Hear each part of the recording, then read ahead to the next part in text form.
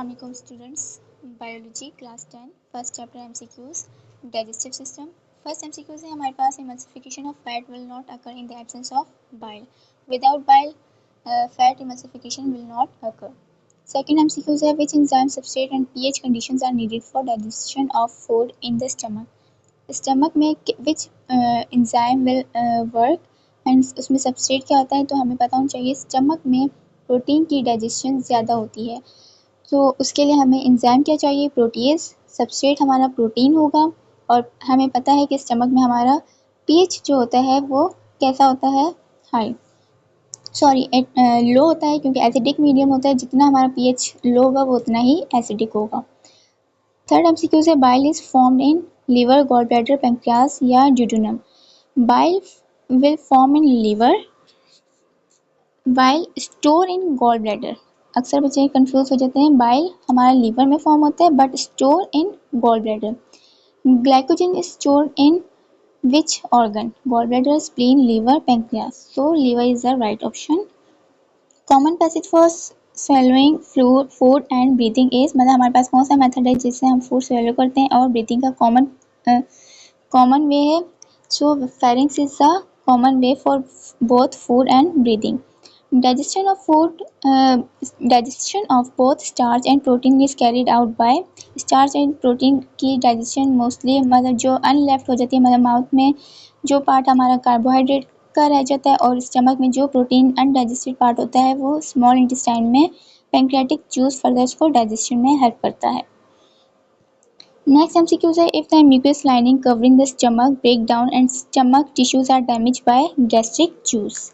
कौन सा हमारा ऐसा एंजाइम होगा अगर हमारे स्टमक की लाइनिंग ब्रेक डाउन हो जाती है तो कौन से एंजाइम से फर्दर डिस्ट्रक्शन हो सकती है, डैमेज हो सकता है.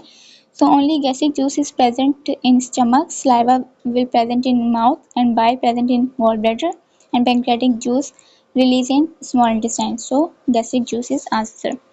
Part of the digestive system which is not contact with food. ये हमारे कौन सा ऑर्गन है जो हमारे फूड ट्रैक में आता तो है, हेल्पफुल है बट उसके पाथवे में नहीं आता. तो हमारे पास liver is the answer. Liver as an accessory organ which will help in digestion. 9 MCQ से diet component which prevent constipation is, कौन सा कंपोनेंट है जो कि कॉन्स्टिपेशन से प्रिवेंट करता है, fibre. Fatty acid and glycerol are first absorb by lymph vessels.